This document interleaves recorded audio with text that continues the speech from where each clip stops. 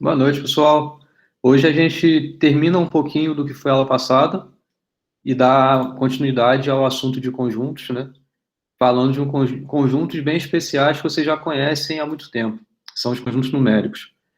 Nesse assunto, na verdade, é uma recapitulação, é mais para nivelar todos vocês em relação aos tipos de conjuntos numéricos e o que de especial tem esses conjuntos numéricos. Até porque a parte que vai vir um pouco depois dessa de teoria dos conjuntos, vai ser necessário que vocês façam contas, que vocês elaborem expressões aritméticas e tudo mais. Então é bom fazer essa revisãozinha, que às vezes seria até interessante, mesmo antes do início de lógica, vocês reverem isso, mas faz mais sentido aqui, ao meu ver, por ser dentro de conjuntos, né? E vai ser onde vocês vão precisar fazer contas um pouco mais à frente, tá? Bom, boa noite aí, João. Então, vamos lá. Na aula passada, o que a gente viu? Vimos operações e identidades em conjuntos. Defini para vocês o que é a união, interseção, complemento, e com isso a gente conseguiu ter algumas propriedades.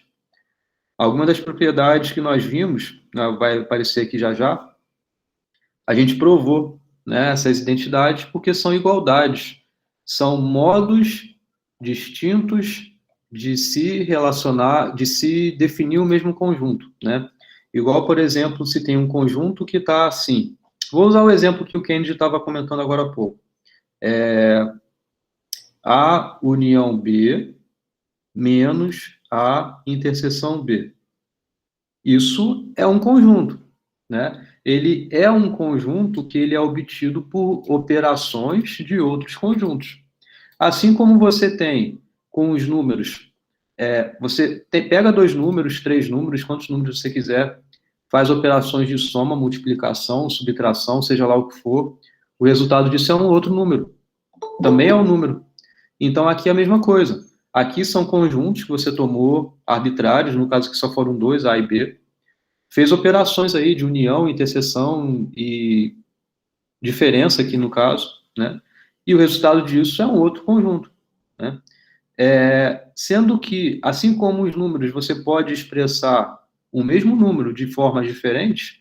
Então, por exemplo, se você tem lá, vou pegar um exemplo bem simples, 2 mais 3. É um jeito de que você tem de expressar o 5, certo?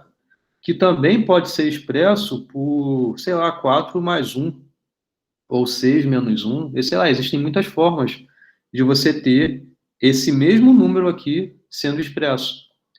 Assim como tem com os números, também com os conjuntos. Então, isso que são identidades, são relações de igualdade que você tem expressões de um conjunto.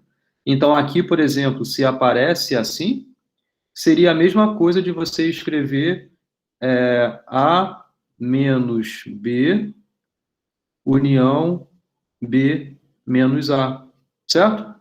Não é isso, Kennedy? A relação que aparece lá na revisão, que inclusive eu quero fazer com vocês depois da aula, quando acabar esse conteúdo aqui, é uma identidade, que você tem um conjunto que ele é escrito assim, mas que da mesma forma ele pode ser escrito assim. É claro que o objetivo aqui não é só apresentar essas identidades, mas é provar que, de fato, essa igualdade é verdadeira, assim como algumas outras. Então, a gente viu na aula passada como fazer isso baseado em ferramentas básicas, né? Em o que uma diferença quer dizer, ou, às vezes, por meio de sequências de argumentos, você consegue sair de uma expressão e chegar até a outra. Na aula passada, a gente viu alguns exemplos, né? E na revisão tem isso, na lista tem isso, então eu recomendo que vocês estudem, né? Vejam bem esse conteúdo, a lista, a revisão, as aulas anteriores, porque é disso que se trata essa operação entre conjuntos e identidades que tem os conjuntos. Nessa aula de hoje, a gente vai falar, então, de cardinalidade de conjunto, que é algo que não deu tempo de eu falar na aula passada, e hoje eu vou falar sobre isso. Então, eu vou definir o princípio da inclusão e exclusão para 2 e 3 conjuntos. Na aula passada eu comentei que eu falaria isso na aula passada, né? Então, só recapitulando, o que é princípio da inclusão e exclusão? é quando a gente quer, de fato, obter cardinalidade de conjunto, sendo que união de conjuntos. É isso que a gente vai ver. Eu queria ter tempo para poder falar o princípio da inclusão e exclusão para mais do que 3 conjuntos, mas não vem ao caso aqui, porque a matéria vai continuar, tá? E depois disso, eu vou falar sobre conjuntos numéricos, que, como eu estava mencionando no início, é uma revisão. É uma revisão do que vocês conhecem, dos números naturais, números inteiros, racionais, irracionais, reais, complexos. Eu vou rapidamente, né, falar um pouquinho sobre eles e as propriedades que eles possuem. Isso vai ser importante para que vocês consigam resolver contas, expressões que vão aparecer um pouquinho mais à frente aí, tá? No final da aula passada, eu falei sobre álgebra dos conjuntos, né? Que ainda é isso em relação à união, interseção, diferença. Você consegue escrever conjuntos de formas distintas, né? Então, esse daqui eu consegui fazer, deu tempo de eu fazer. Essa igualdade deu tempo de eu provar para vocês.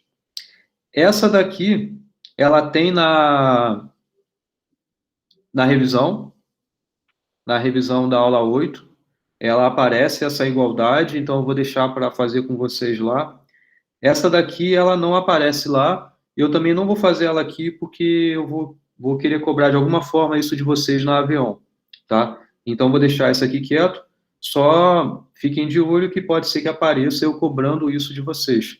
Dado que vocês já têm na lista, na revisão, vocês têm vários exemplos, então é uma ideia minha é cobrar isso de vocês, tá legal? Passado isso, então vamos para a cardinalidade de conjuntos, beleza? Então eu quero definir princípio da inclusão e exclusão para quando você tem 2 conjuntos ou 3 conjuntos, tá? Isso aqui tá repeteco, né? Era para ter tirado esse slide, foi mal aí. Mas beleza. Para falar de princípio da inclusão e exclusão, tem que falar de cardinalidade. O que é a cardinalidade? Cardinalidade a gente denota por isso daqui, tá? Cardinalidade é de um conjunto, né? Então, você tem um conjunto, então, N de A é a cardinalidade de A, que nada mais é do que o número de elementos que tem no conjunto A. Ok? Isso é cardinalidade. Igual comentei na aula passada, a gente conhece esse termo cardinalidade, talvez não por esse nome, cardinalidade de fato, mas em relação a cardinal. A gente conhece já da época de escola esses termos, um número que ele é cardinal, um número que ele é ordinal. Existem esses dois tipos de números, né? O cardinal, ele de fato é 1, 2 e 3, ele está associado a alguma contagem, a quantidade de elementos que vai ter no seu contexto. Por exemplo, tem, sei lá, 11 pessoas, 10 pessoas aqui dentro. É algo cardinal, é algo contável, tá? É um número que se trata assim dessa forma, para contar coisas. Existe o número ordinal, que é quando estabelece uma ordem, né? Então tem o primeiro, o segundo, o terceiro, que não vem ao caso aqui, né? A gente tratar com isso, que a gente está lidando de cardinalidade. Então, a notação é essa. Então, se você tem um conjunto A,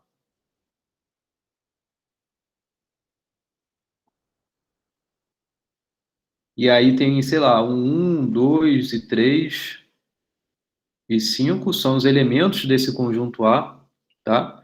A cardinalidade de A é 4, certo? São 4 elementos que tem ali.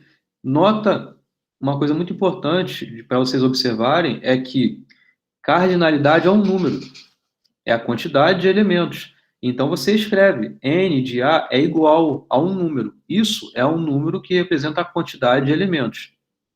Conjunto não é um número, tá? Conjunto é igual a uma listagem de elementos, uma coleção de elementos bem definidos e distintos, tá? Então, quando você escreve A, isso é um conjunto, o conjunto é igual aos elementos que o definem, tá legal? Enquanto a sua cardinalidade é um número, que é a quantidade de elementos que há nesse conjunto, beleza? Tudo bem? Então, atenção a isso. Quando você se refere a um conjunto, você não pode botar que conjunto A é igual a 2. Isso aqui está errado. Tudo bem? Você não pode pôr isso, porque se A é um conjunto, o que você tem que dizer, se ele é igual a alguma coisa, ele é igual a uma série de elementos que estão bem associados, bem definidos e tudo mais. Então, a gente usa as chaves para isso. Se você quer dizer que o 2 é elemento desse conjunto, ok. Então, você põe ele entre chaves, se for exatamente o 2, o elemento que está no conjunto, é um conjunto unitário, ou se você quer falar que o 2 ele pertence ao conjunto, então você usa a notação que o 2 pertence ao A, então é assim que você escreve. Enquanto a cardinalidade, sim, aí é um número que vai te dar a quantidade de elementos. Então, por exemplo, se você tem um conjunto vazio, a cardinalidade desse conjunto é zero, não tem elementos, tá? Então, vamos lá. Outras formas, né?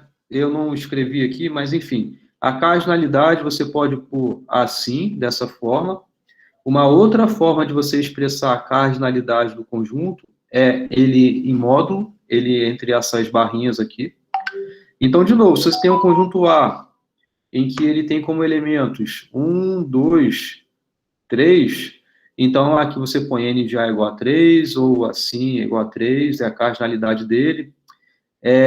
Você pode pôr entre a tralha A também é a cardinalidade do conjunto. São jeitos equivalentes de você escrever a cardinalidade do conjunto, tá? Se aparecer assim, você sabe, se aparecer assim também, é assim também. Tá legal? Então, um exemplo, seja o conjunto A, que ele é definido, na verdade, ele está aparecendo de algumas formas aqui, né?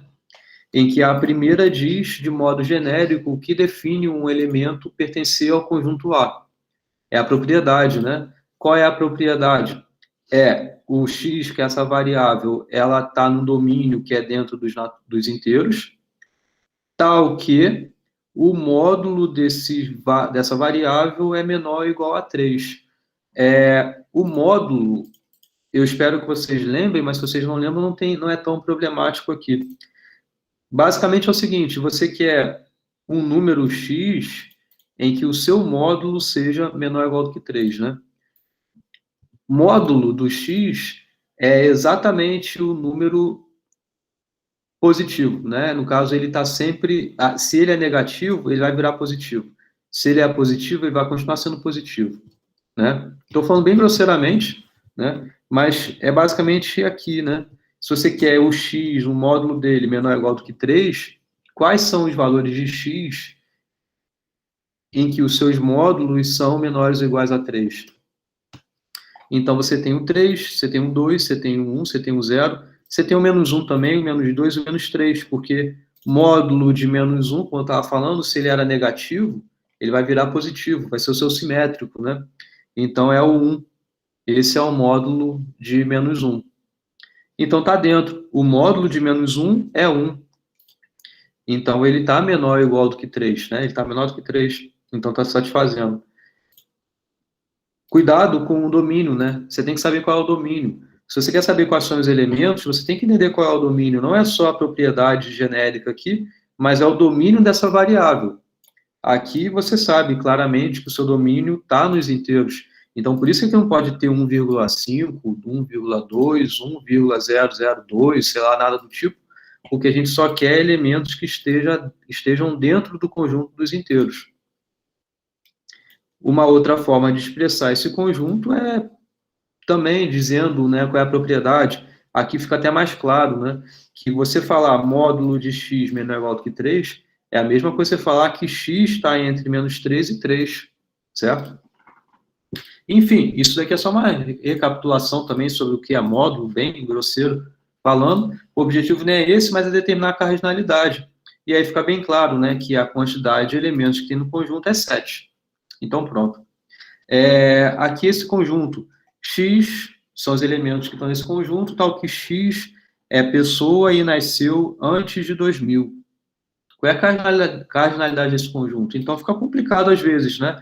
Apesar de estar bem definido, porque está dizendo o que é um elemento nesse conjunto, tem que ser pessoa, tem que ter nascido antes de 2000. Apesar de estar bem claro, estar bem definido, acaba sendo impraticável, né? Então, na prática, a gente não vai precisar disso. A gente não vai olhar casos assim que são impraticáveis, né? Mas só para dizer que é possível você determinar, dado você ter, sei lá, alguma base de dados que você te diga que você tem essa informação e tudo mais, né? Mas, enfim, vamos passar adiante, o que a gente quer olhar agora é a cardinalidade da união de conjuntos. Tá? Então, é o seguinte, vamos assumir que temos um conjunto finito e que é possível determinar a cardinalidade desse conjunto. Então, você tem aí o conjunto A, o conjunto B, o conjunto C, são conjuntos que você sabe determinar a cardinalidade deles. Porque te falaram, porque você obteve de alguma forma, mas você tem essa informação. Agora, baseado nisso, aqui, por exemplo, olhando para dois conjuntos, você tem A e você tem B, dois conjuntos, e você conhece, você sabe a cardinalidade deles. O seu objetivo aqui é bem simples, é saber qual é a cardinalidade da união desses conjuntos, tá? Uma coisa é você ter uma informação sobre cada conjunto em particular. Os alunos de FMC, os alunos de Prog 1, os alunos, sei lá, que moram no Rio, que são sei lá de onde, enfim, cada conjunto em particular. Outra coisa, você conseguir expressar a cardinalidade da união. Então, como a gente faz isso? O que é união? Né? Para a gente entender a cardinalidade da união, primeiro a gente tem que saber o que é uma união. E isso a gente entendeu na aula passada, e é algo que vocês já sabiam, né? União, basicamente, é você juntar, né? Pega quem está lá, quem está aqui, põe dentro do mesmo saco. Basicamente é isso. Então, o que você quer saber, quantos elementos tem nesse saco que você juntou, né? Juntou os elementos. Então, vamos analisar alguns casos, né? Primeiro é se os conjuntos são disjuntos. Isso é uma definição que a gente viu na aula passada. Conjuntos são disjuntos se a interseção deles é vazia. Ou seja, não tem elemento que pertence aos dois conjuntos ao mesmo tempo. Olha, tudo que eu expliquei até a aula de lógica, aula 6, acho que é aula 6, aula 7, sei lá, acho que é aula 6, né? Qual é essa aula? É 9? 8, 7, 6, acho que até a aula 6. Tudo que eu expliquei de lógica até a aula 6, você vê como ela aparece de volta aqui. Você vê que eu estou falando o enunciado, e quando eu digo ou seja, eu estou apresentando o enunciado que ele é o quê? Equivalente a esse outro, né? Eu acabei de falar, dois conjuntos são disjuntos se a interseção dele é vazia, a interseção entre eles é vazia, né? E o que eu falei depois? Ou seja, eu estou falando o outro enunciado que é equivalente a esse que eu acabei de falar. O outro enunciado diz o quê? Não existe elemento que pertença aos dois conjuntos ao mesmo tempo, certo? Não existe é equivalente a quê? É que todo elemento não satisfaz a propriedade de pertencer aos dois conjuntos ao mesmo tempo, certo? Então você vê como a lógica ela é importante, mesmo que seja uma frase imediata, fácil de vocês entenderem, mas os conectivos, os quantificadores, eles aparecem, e se você tem essa clareza, fica até mais fácil de você expressar o seu argumento, tá? Então, cuidado com essas coisas que eu vou falando, que esses jeitos equivalentes ajudam vocês a entenderem o conteúdo e também a retornarem a assuntos de lógica, beleza? Cuidado com isso, né? Então, só eu tornando para cá, conjunto de juntos significa isso, né? Se você pensar no diagrama de Venn, não tem elemento que está na interseção. Então, se você tem aí são disjuntos, fica bem fácil, né? Aqui está um diagrama apresentado dentro do universo, né? Você lembra que eu falei, né? A união é basicamente você juntar os dois conjuntos, né? Você ter os elementos que estão aqui com os elementos que estão aqui, você expõe eles no mesmo saco. Em outras palavras, se você quer saber quantos são os elementos que estão na união, ou seja, quantos são os elementos que pertencem ao primeiro e pertencem ao outro, somar isso tudo, né? Você quer somar. Então, é o que você vai ter na sua resposta. A cardinalidade da união, quando dois conjuntos são disjuntos, é obtido simplesmente pela soma da cardinalidade de cada um dos dois conjuntos. Isso pode ser generalizado para quando você tiver o número de conjuntos arbitrário que você esteja trabalhando. Basta que 2 a 2 eles sejam disjuntos, né? A cada dois conjuntos você pegue a interseção é vazia, então você tem essa sua resposta em relação à cardinalidade da união dos dois conjuntos. É simplesmente a soma das cardinalidades de cada um dos conjuntos. Beleza? Tá claro isso? Isso é o que a gente chama de princípio aditivo. Esse nome vai ser muito importante na próxima aula. Na próxima aula eu vou definir para vocês e aplicar isso daqui em análise combinatória. Análise combinatória, o que a gente quer, eu já estou falando sobre isso em algumas aulas, né? A gente quer determinar número de elementos que estão no conjunto. É isso que a gente quer fazer análise combinatória. O ponto é que a gente sempre adiciona restrições. Isso significa que a gente está sempre mexendo com as propriedades que definem um conjunto. E mesmo assim, a gente quer saber o número de elementos do conjunto. E é aí que vem o tipo de pergunta que é quantas são as possibilidades de fazer não sei o que, não sei o que, não sei o que lá. Esse termo, quantas são as possíveis formas, quantas são as possibilidades, olha a palavra quanto, a quantidade, ou seja, a cardinalidade que a gente quer. A gente quer a cardinalidade de conjunto. Então, aqui a gente está dando esse primeiro passo para entender isso, para na próxima aula formalizar um pouco melhor com o princípio multiplicativo também.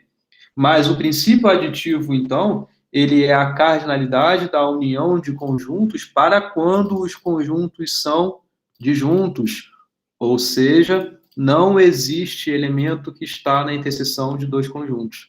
Beleza? Tá claro?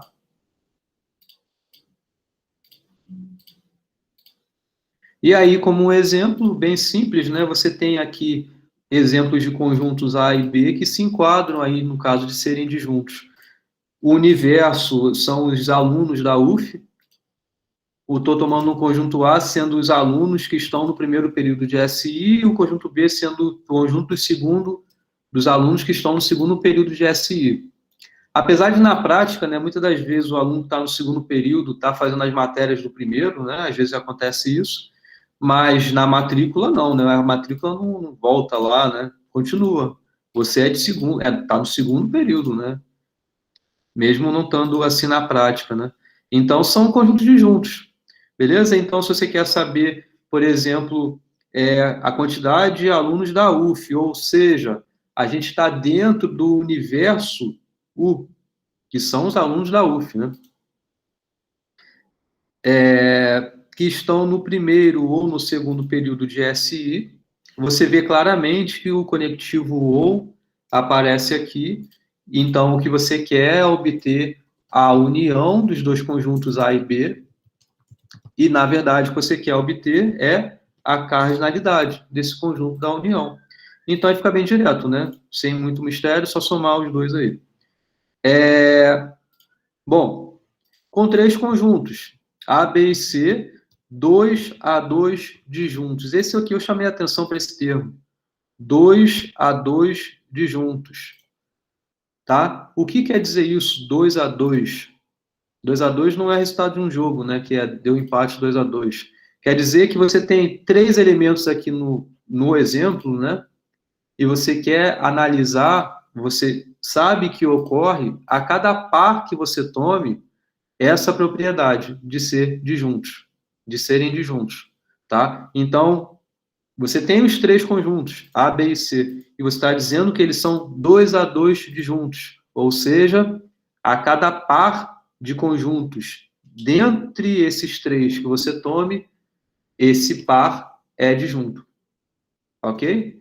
Isso significa, então, se você pegar A interseção B, isso daqui é o conjunto vazio, e são disjuntos.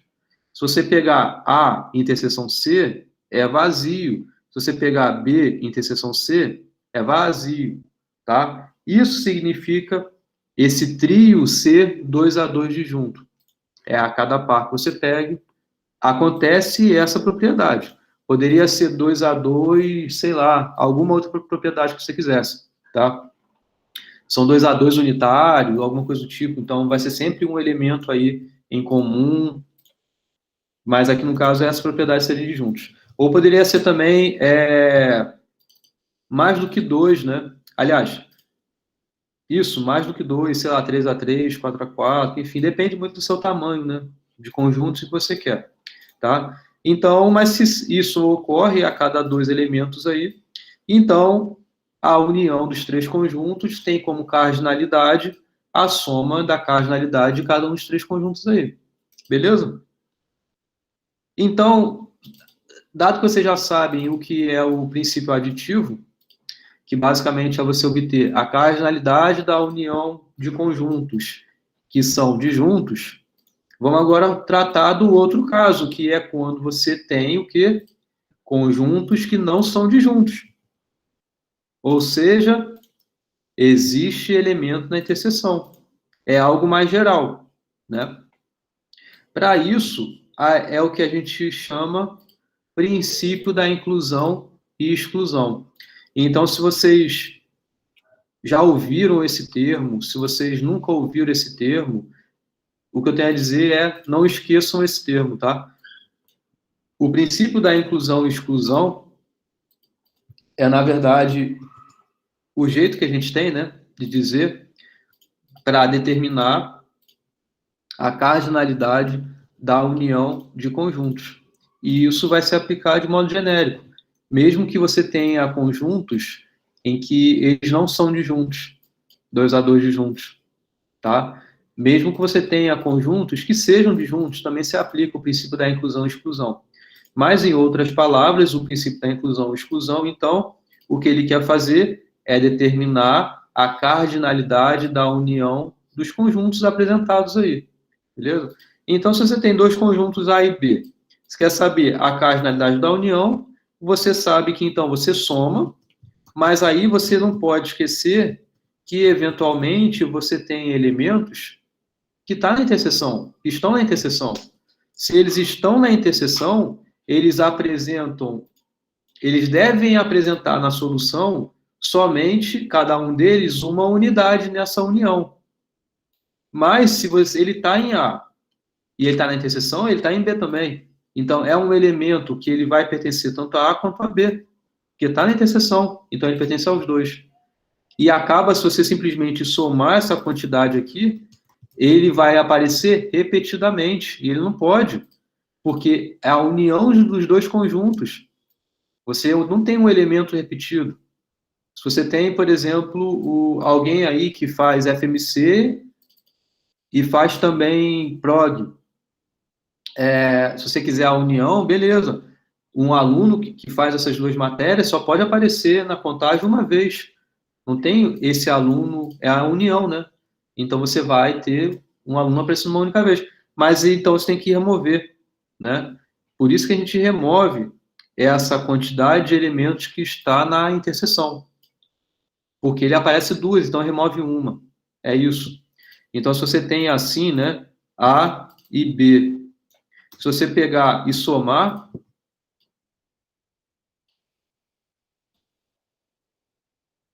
então esses elementos, eles aparecem aqui, quando eu estou aparecendo na soma de A, contando a cardinalidade de A. Quando eu estou contando a cardinalidade de B, esses elementos que estão aqui aparecem vão ser duplicados aí, né? Então, por isso que você remove a quantidade de elementos que há na interseção. Porque, basicamente, seria, então, você pegar esses vermelhos e remover. O que está em azul vai continuar lá. Ou, perdão, o que está em amarelo vai continuar lá. Tá? Então, é assim que a gente obtém a cardinalidade da união de 2 conjuntos.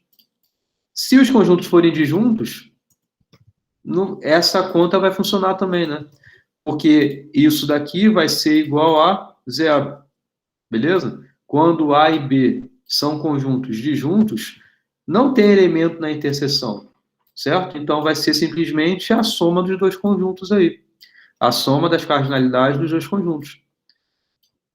Tá claro? O próximo. Quando você tem 3 conjuntos. A ideia é a mesma. O princípio, ele é o mesmo. Só que aqui você tem que tomar um pouco mais de cuidado. Então, vamos olhar aqui com mais atenção, um pouquinho mais de atenção aqui nesse caso. Tá? Se você tem três conjuntos, A, B e C, você quer saber a cardinalidade da união dos três conjuntos. Então, primeiro você pensa nisso. Soma todo mundo. Soma os três. Tá?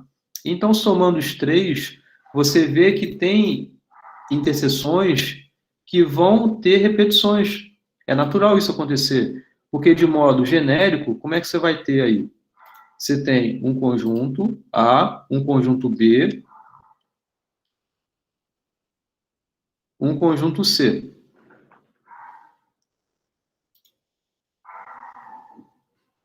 Se você somar os três, né? Ó, essa interseção, A interseção B, esse caso aqui, é esse pedacinho aqui. Ele aparece quantas vezes? Ele aparece duas vezes. Essa interseção aqui aparece duas vezes. Ele aparece quando você fez N de A e apareceu também quando você fez N de B. Então, o que você tem que fazer com isso? Remover uma vez isso. Remover uma vez isso porque esse cara apareceu duas vezes. Então, você tem que remover. Da mesma forma, a interseção C. Quando você olha a interseção C, ela também aparece duas vezes nessa soma A mais B mais C, né? Essas cardinalidades aqui. Então, você também tem que remover. Porque esse elemento que está aqui, ele aparece tanto em A quanto em C. Então, ele vai aparecer duas vezes, tem que remover. Da mesma forma, quando você tem B interseção C, né? Esse conjunto, essa interseção, aparece duas vezes, esses elementos. Então, você tem que remover também, tá? Então, acabou aí? Não, porque esse pedacinho aqui, ou seja, quem está aqui dentro são os elementos que pertencem aos três conjuntos, pertence tanto a A, quanto a B, quanto a C, pertence aos três. Esses elementos aqui, eles aparecem quantas vezes? Quando você somou aqui, quando você pôs N de A, esse elemento que estava aqui apareceu uma vez. Apareceu porque ele está em A. Quando você somou isso com N de B, ele apareceu duas vezes. Porque ele também está em B. Então, esse cara apareceu duas vezes. Quando você somou o C, a quantidade de elementos em C, ele também está. Ele apareceu três vezes, como o Oliver escreveu aí. Ele apareceu três vezes. Então, tá, ele só pode aparecer uma, mas ele já apareceu três. Agora, olha só, quando você remove essa interseção A com B, esses elementos da interseção dos três sumiu uma vez, né? Quando você subtraiu os elementos da interseção A com C, esse cara que estava aqui também está na interseção de A com C, ele sumiu também duas vezes. E depois, quando você removeu B com C, esse elemento aqui sumiu também. Ou seja, você fazendo essas subtrações, acaba que você se deu mal no sentido de os elementos que estão aqui saíram dessa contagem. Porque você somou três vezes e removeu três vezes. Esses elementos que estão aqui, ok, eles já estão satisfeitos, porque eles de fato só estão aparecendo em uma vez, porque era em A e era em B. Aparecia em A, aparecia em B. Você removeu isso, fez remover uma vez e tudo bem. Continua com uma ainda lá. Mas aqui não, saíram as três. Então, por isso que você tem que colocar de volta essa interseção 3 a 3. A interseção dos três, né? Então, isso é o princípio da inclusão e exclusão quando você tem três conjuntos. Poderia generalizar aqui para 4, 5, 6, para quantos conjuntos você quisesse. Ia ter uma regra na formação bem elegante aí, e uma demonstração bem bonitinha, inclusive usando coisas de análise combinatória que a gente vai ver na próxima aula. Tá? Combinação, a gente usaria isso para argumentar de um jeito combinatório bem bonito. Uma outra forma de argumentar, não vou fazer por causa do tempo, mas eu recomendo que vocês pratiquem, inclusive a álgebra dos conjuntos que a gente viu na aula passada, a gente consegue aplicar aqui também, que é a seguinte, eu vou só começar a fazer, tá? Então, a gente quer determinar a quantidade de elementos que tem na união dos três conjuntos.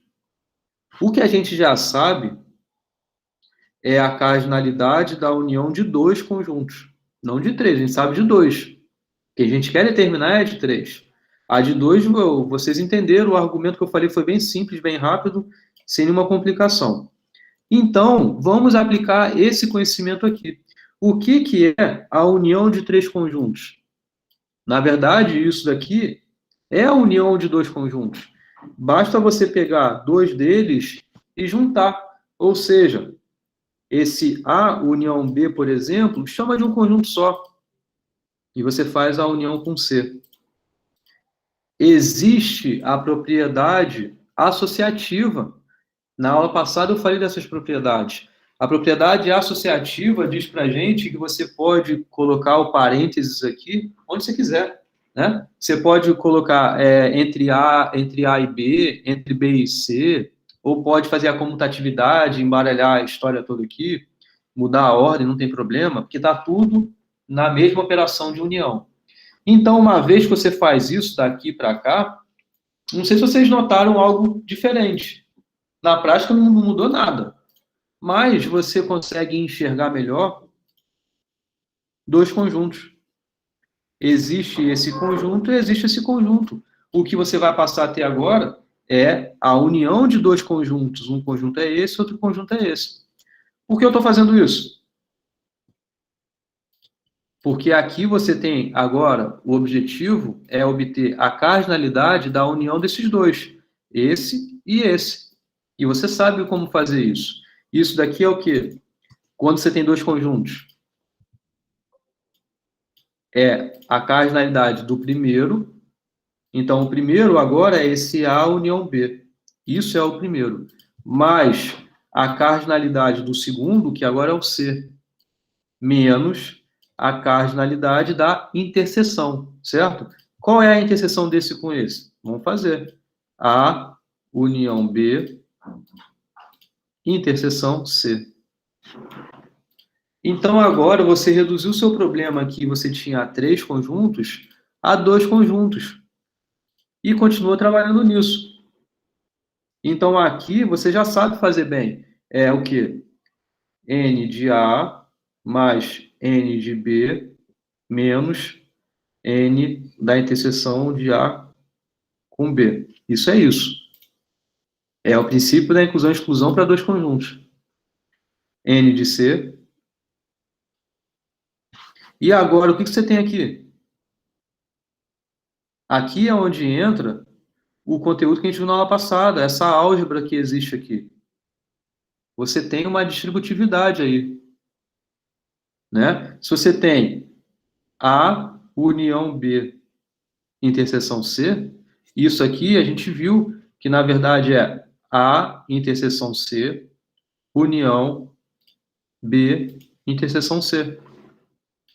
Então, você vê, o que você vai ter aqui é o quê? É uma união de dois conjuntos, esse conjunto com esse conjunto. Isso você vai aplicar aqui.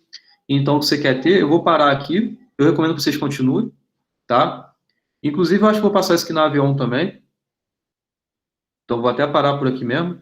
Mas vocês dão continuidade a isso, tá? Então, é número de elementos desse conjunto que você quer agora, que é A interseção C união B interseção C. O que você vai ter agora é a cardinalidade da união dos dois conjuntos, desse com esse. Continua o seu processo aí, tá? Tá claro? Isso que eu comecei fazendo é um jeito algébrico. O jeito combinatório, um argumento um pouco mais imediato, talvez, esse entendimento do que é adicionar, o que é remover, é isso que eu acabei de falar anteriormente. Olhando o diagrama de Venn e tudo mais, dá para argumentar bem dessa forma. Beleza? Então, vocês vão ver que, na verdade, é um exercício de algebrismo que a gente viu na aula passada. É só aplicar aqui, não vai ter grandes mistérios. A vida é boa, Gabriel, não reclama não. Vai dar tudo certo, tá? Então, baseado nisso o quê, né? Baseado nesse entendimento do princípio da inclusão e exclusão, vamos fazer um exercício, que na verdade ele é um exercício bem batido em questões de vestibular, questões de ensino médio, coisas do tipo, que a princípio não tem nem muito a ver com o que eu acabei de falar, né? Porque não tem nada falando aí de conjuntos de modo bem explícito, não tem falando, né, definindo de fato quais são os conjuntos, mas eles aparecem aqui. Então vamos ver como a gente vai conseguir utilizar conceitos que a gente já conhece já de muito tempo, do que eu falei na aula passada, do que eu falei agora há pouco, para resolver isso daqui, tá? Determine a quantidade de números naturais que existem entre 7 e 100, que não são divisíveis por 2 nem por 5, tá? Então, quando você tem uma questão desse tipo, você não vai fazer na mão, né? Porque eu só estou colocando entre 7 e 100 porque eu quis, mas eu poderia botar entre 7 e 10 mil, entre 7, sei lá, um número grandão, ia tornar bem impraticável resolver uma questão assim, tá? Então, você vai ficar perdido e não vai conseguir. O que a questão está querendo, eu acredito que esteja claro, né? Então, eu quero saber a quantidade de elementos, né? A quantidade de números, né? Quantos são os números, ou seja, quantos são os elementos que estão em algum conjunto aí, né? Agora, qual é esse conjunto? O conjunto, ele está sendo apresentado pela definição que vem depois, né? Pela propriedade. Então, primeiro, ele tem que ser um natural, certo?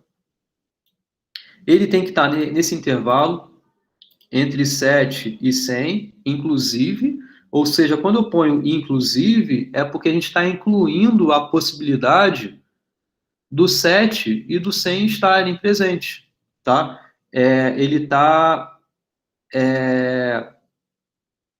podendo satisfazer a solução. Mas não é só isso. Ainda adiciona a informação do elemento não poder ser divisível por 2, também não é por 5.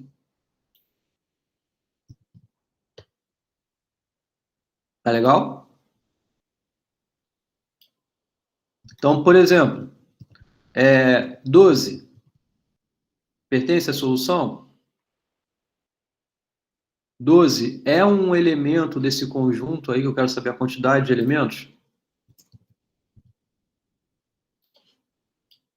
Isso, não. Então, uma observação aí que eu faço é sempre antes de fato chegar e resolver a questão é entender, né, o que está sendo pedido. Às vezes pensar em exemplo, nem sei se ajuda, mas às vezes ajuda, pode ajudar um pouco, tá? Mas o que a gente quer aqui é entender, principalmente, nem quais são os exemplos que satisfazem ou não, mas é entender a propriedade. O que diz essa propriedade? O que significa não ser divisível, certo? E não é divisível por duas coisas, né? Não é só por 2. Ele é por 2, também não é por 5. Um elemento que satisfaz isso, né? Que está nesse conjunto de solução. Beleza? Então você vê que, lembrando um pouco da primeira parte da aula, que a gente falou sobre conectivos, né? Tem negação aparecendo aqui, né? Então você quer não divisível por 2. O que esse termo diz para gente? Nem, né? Nem é o que? É e não. Isso é o nem, né? Não divisível por 2 e não divisível por 5. Ok? Isso que é o nem.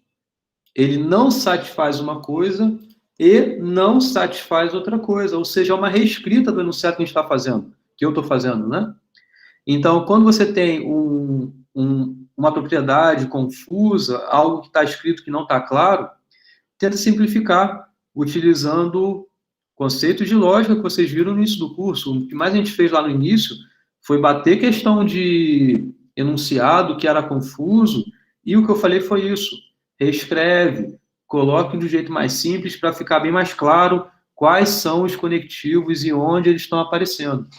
Então, é isso que a gente tem que fazer aqui. São duas coisas, né? Eu falei e não, né, em relação a esse nem. Então, é algo que tem que satisfazer não divisível por 2 e não divisível por 5. Ou seja, o que a gente quer é determinar elementos que estão em conjuntos que são complementares desses conjuntos aqui apresentados. Não sei se ficou claro o que eu falei, mas é o seguinte, pensa que A é o conjunto do X que pertence aos naturais, tal que X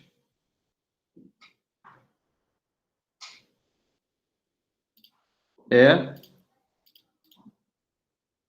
divisível por 2. B é o conjunto do X que pertence aos naturais, tal que X é divisível por 5. Tá? É isso que a gente quer? A gente quer saber quantos elementos tem A, quantos elementos tem B? É isso que a gente quer? Não, não é isso que a gente quer, né? O que a gente quer é o quê? São os que não são divisíveis por 2 e não divisíveis por 5. O que significa não divisível por 2 significa o elemento não pertencer a esse conjunto. Ou seja, o que a gente está interessado é no complemento de A e no complemento de B. Então, o que a gente quer é a quantidade de elementos que está nesse conjunto aqui. Tudo bem? Isso que eu escrevi foi consequência do que está aqui, ó. Eu só traduzi em termos de conectivos, de operações com conjuntos que a gente conhece, tá? O que é isso? A quantidade de elementos que não pertence a esse conjunto e não pertence a esse conjunto. Olha o que está aqui. O que é isso? Complemento de A, interseção, o complemento de B. Isso aí, na verdade, é exatamente a quantidade de elementos que tem no complemento da união dos dois conjuntos. Isso é o que? A lei de De Morgan. Então, você vê como a lei de De Morgan é importante para cá também, né? Porque você consegue tornar um jeito de escrever um conjunto talvez um pouco melhor. Por que talvez um pouco melhor? Porque o que a gente acabou de ver foi cardinalidade da união de conjuntos, né? O que eu acabei de ensinar a vocês é como obter a cardinalidade da união de conjuntos. Não interseção aqui do jeito que está, né? O que eu ensinei foi união. E o que é esse negócio que eu fiz aqui? Eu não estou interessado ainda na união dos conjuntos, mas no complemento da união. Certo? Então é como se tivesse A, B dentro do universo.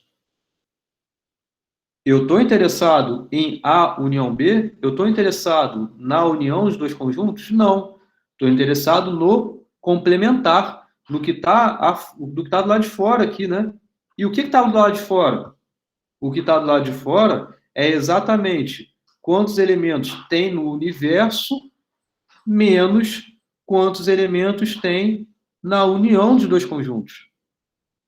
Tá claro? Então, aqui agora recaiu no problema do obter a cardinalidade da união de dois conjuntos, ou seja, no princípio da inclusão e exclusão. Legal? Então, você vê como você tem um problema que surgiu um pouco diferente, e o que você faz é aplicar propriedades que você conhece com os conjuntos, aplicar essa álgebra dos conjuntos, para conseguir chegar a algo que fique mais familiar a você. Tá? Então, vamos continuar. O que a gente queria, então, era a cardinalidade dessa interseção. O que a gente sabe que isso é exatamente igual ao complemento da união de A com B.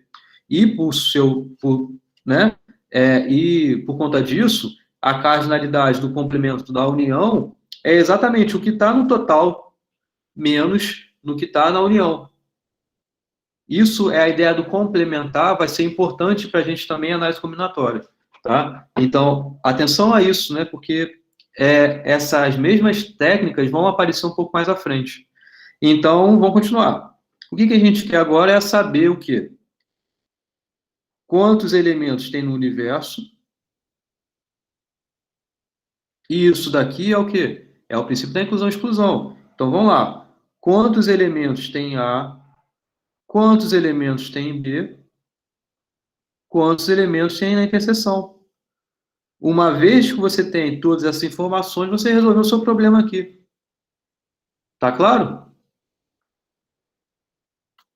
Estou preocupado com o computador que já vai desligar. 14% de bateria. E o pior é que o tablet também está com pouco. 24% de bateria. Você tem USB-C? Tem no celular. Ah, você pega lá. Que eu acho que dá para usar os dois. Mas não dá para aguentar um pouco. Então vamos continuar. O que a gente tem que saber? Quantos tem no universo? Quantos tem A? Quantos tem B? Quantos tem na interseção? Vem aqui, irmão. Não sei se vem aqui também, não.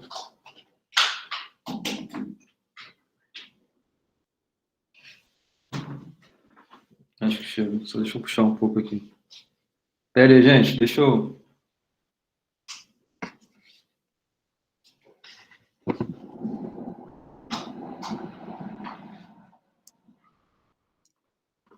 Ah, já deu. Aqui, ó.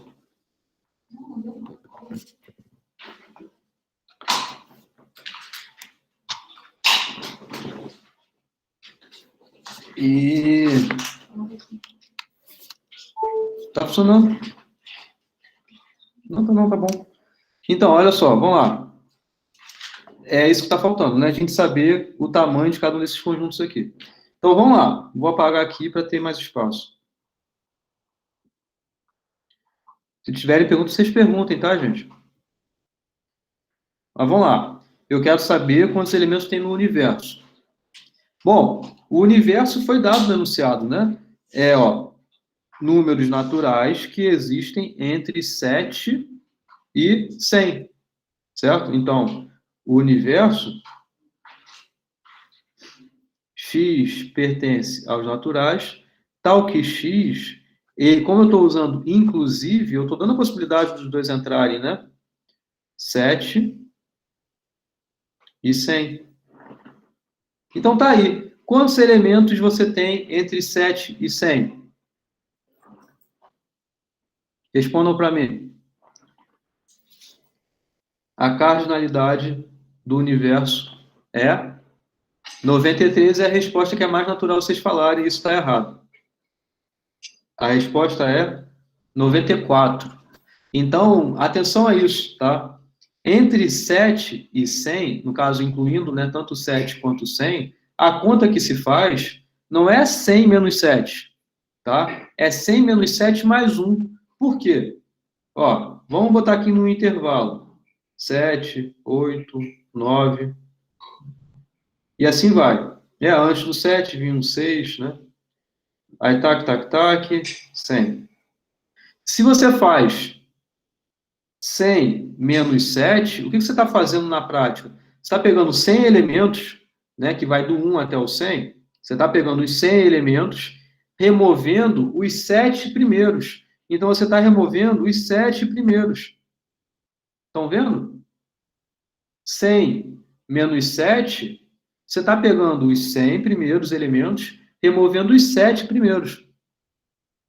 Então, se você faz 100 menos 7, você fica com 93, mas você tem que entrar também o 7. Então, você vai somar 1, tá? Isso aqui, na verdade, é 100 menos 7 mais 1, tá? São coisas simples, mas que são importantes tomarem atenção. O que quer dizer isso, né? Agora vamos para o próximo, né? O próximo é quantos elementos tem em A. Então, primeiro, ó, é divisível por 2. Ele está entre 7 e 100. Quantos são esses elementos?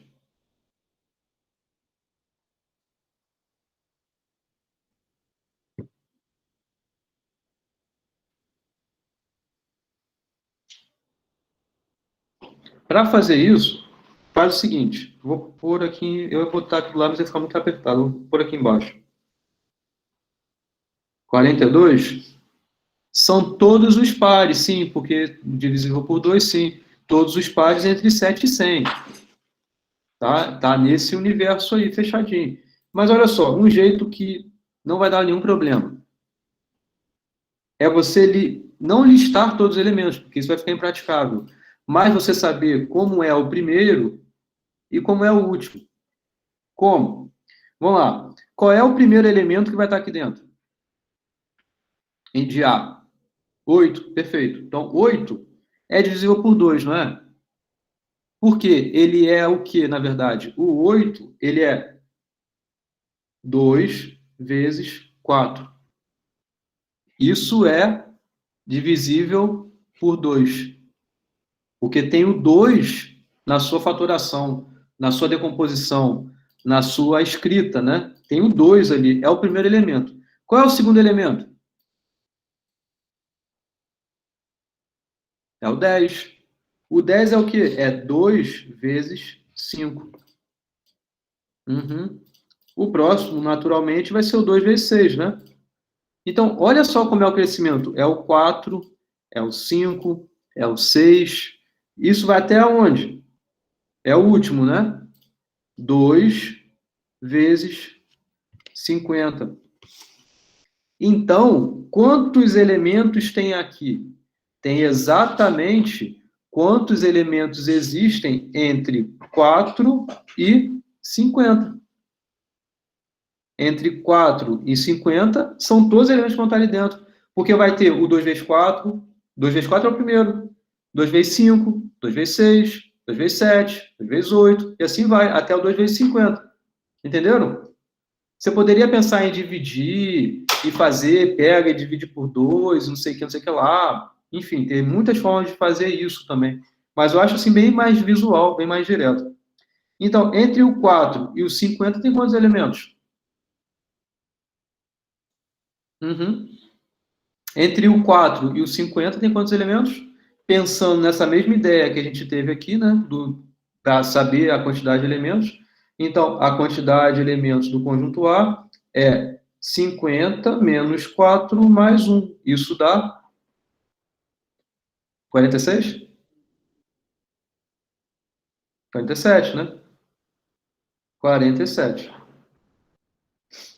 Beleza? Isso aí. Então, tá. E aí vocês fazem a mesma coisa para isso daqui, né? Que aí você tem B.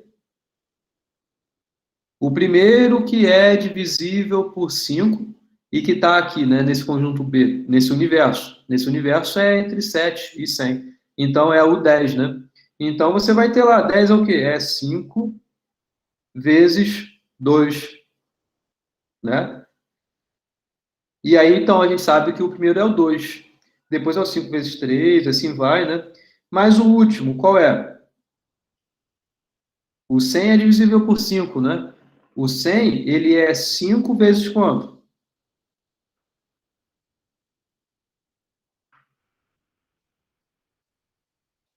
Vezes 20? Isso. Então, agora você, da mesma forma, vai calcular o que você quer. É o 20 menos 2 mais 1, né? Então, é 19? 19. Então, aqui você já tem o A, já tem o B, já tem o universo. Falta o quê? Ó, já tem isso, já tenho isso, já tenho isso, tá faltando isso daqui. Como é que a gente calcula isso? Quantos elementos tem na interseção? O que é a interseção? Tem que entender agora, né? São os elementos que são divisíveis por 2 e divisíveis por 5. Isso são exatamente aqueles, em outras palavras, falar divisível, falar múltiplo é a mesma coisa. São os múltiplos ao mesmo tempo do 2 e do 5. O que isso quer dizer? Quer dizer que um número, para estar nesse conjunto da interseção, ele tem tanto o 2 como seu fator comum, tem tanto o 2 no seu fator, quanto o 5. Se tem o 2 e tem o 5, ele tem o quê? O 10. Então, o que a gente quer, na verdade, é obter aqui quantos são os elementos divisíveis por 10 que você vai ter entre 7 e 100. Então,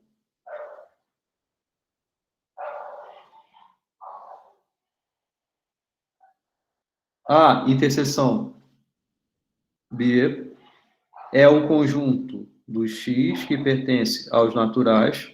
Claro, estou nesse universo, né, que é entre 7 e 100, tal que x é divisível por 10. É a mesma coisa que você vai fazer. Qual é o primeiro? O primeiro é o 10. Esse é 10 vezes 1. O outro é o 10 vezes 2. Vai até onde? Vai até o 10 vezes 10. Certo? Então, você vai ter... Vou até pôr ele aqui para ficar coerente com os outros, né? A interseção B começa no 10 vezes 1, 10 vezes 2.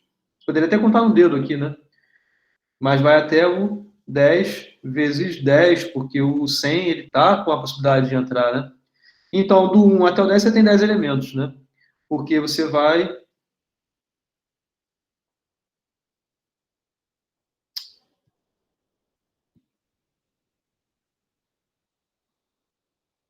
dez menos 1 mais 1, ou seja, 10. Então, acabou aqui, ó, você já tem o que você queria. Aí, só fazer as continhas aqui, né? Aqui vai ter 94, aqui menos, né? Então, vai ser 94 menos 47 mais 19 menos 10. Só fazer essa conta, né? Aí vai dar a resposta aí. Entenderam? Legal? Então você vê que é um exercício que reúne, né, um monte de conceito assim numa coisa só. E cuidado com essas coisinhas algébricas, né, que são coisinhas pequenas que talvez vocês passem despercebidos, simplesmente subtraem e tal, e não se deem conta do que quer dizer essas coisas, né, dessas operações e tudo mais. Tá claro? Posso passar adiante? Algum comentário?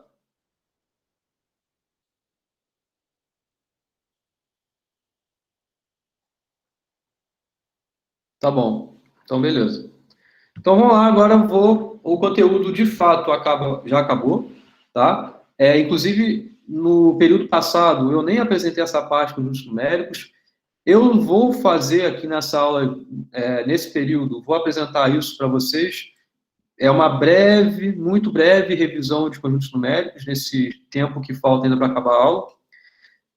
Porque é importante que vocês revisem e tenham um entendimento dos conjuntos numéricos. São coisas que vocês conhecem os conjuntos dos números, mas às vezes as operações, as propriedades, inclusive os nomes das propriedades, talvez não estejam tão claros, tá? Então a gente dá uma...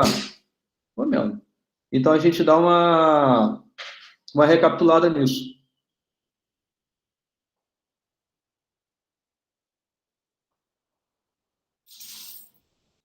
Tá legal? Então vamos lá. Bom, então primeiro, né, o primeiro conjunto que a gente conhece já desde sei lá, de qual série, já começa a falar dos naturais, mas vocês conhecem os naturais já há muito tempo. Então, o primeiro conjunto numérico que surge é o dos naturais, tá? Ele é o conjunto denotado por esse n aqui estilizado.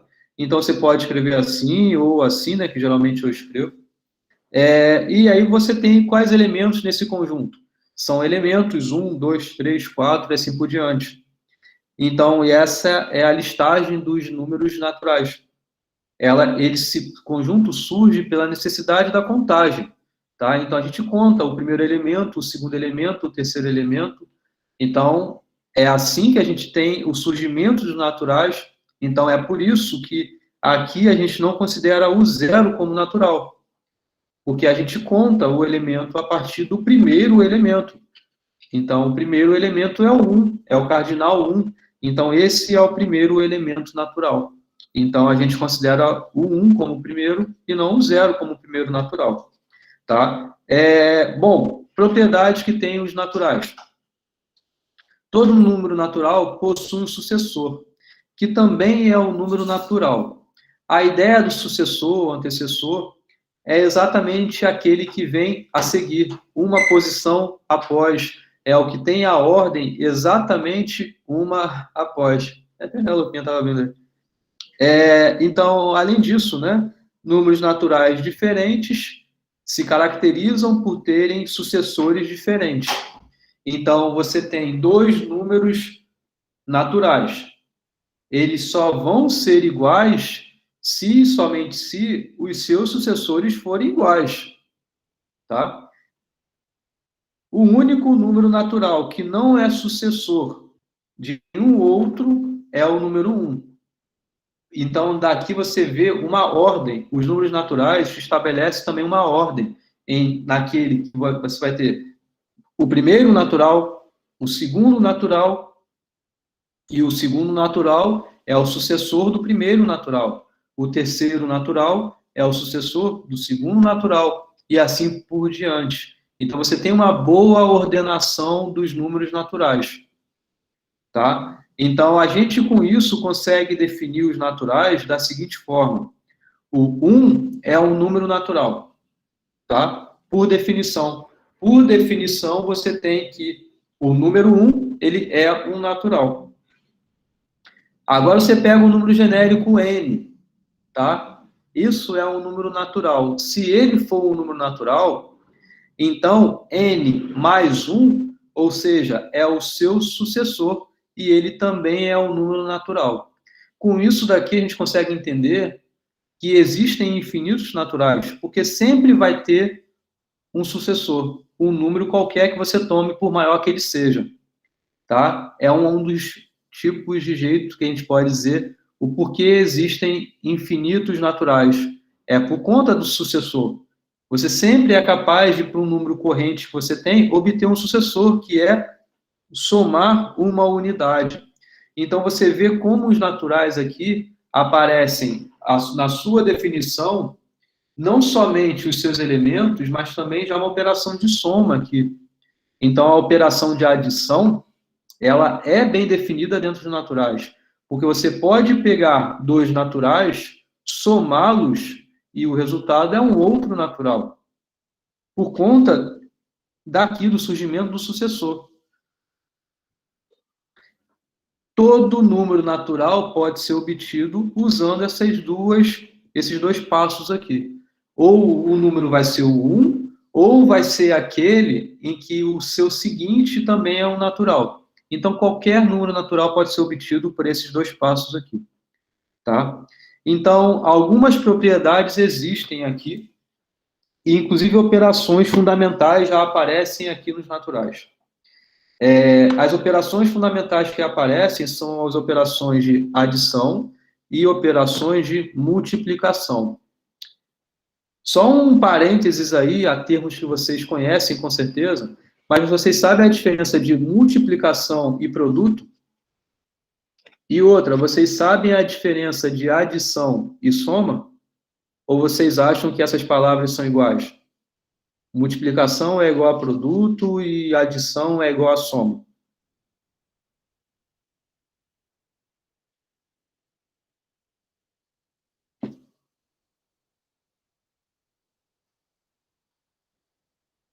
Entenderam o que eu perguntei?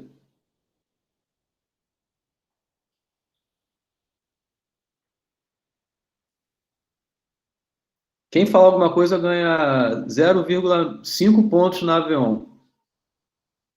Ah, e alguém fala, né? Boa pergunta. Ah! Um se refere à ação em si e outro ao nome da ação. O Lucas acha que é igual, para o João é a mesma coisa. A gente confunde, acaba utilizando com o mesmo sentido, mas não são coisas iguais, não. Tá? talvez o que o Guilherme comentou, o que o Oliver comentou é exatamente o que dá a diferença, tá? Então, multiplicação é a operação, é uma operação de multiplicação. A adição é uma operação de adição, tá? Produto é o resultado, tá? Produto é o resultado da multiplicação de dois números. Soma é o resultado da adição de dois números. Você pega dois números e você adiciona eles, faz uma adição deles. O resultado é a soma, tá? Tá legal? Era só um parênteses só, isso é só para conhecimento geral de vocês aí. Me veio também agora, nem estava programado. Mas são coisas interessantes para ter uma formalidade no que você está falando, uma clareza do que você está passando também, tá? Então, vamos lá. Indo para as propriedades válidas que existem, uma delas é a comutatividade. Então, aqui eu posso falar elas tranquilamente, porque eu falo de comutativo, associativo para vocês já há muito tempo. É algo que existe com os números, é algo que existe com os números, tá? Então, você pegar A e fazer a adição, né, com B, é a mesma coisa você pegar o B e fazer com A. Então, A mais B é exatamente igual a B mais A. O nome disso é propriedade comutativa da adição. A multiplicação também existe a comutatividade. A gente consegue, só uma pausa, eu consigo falar para vocês aqui de adição e multiplicação, por quê? Porque a multiplicação, na verdade, ela é obtida por uma sequência de somas, né? Não é isso que a gente consegue entender por ser uma multiplicação? Não é? Então, por que eu sei que o 2 vezes 3 é igual a 6? Por que 2 vezes 3 é igual a 6?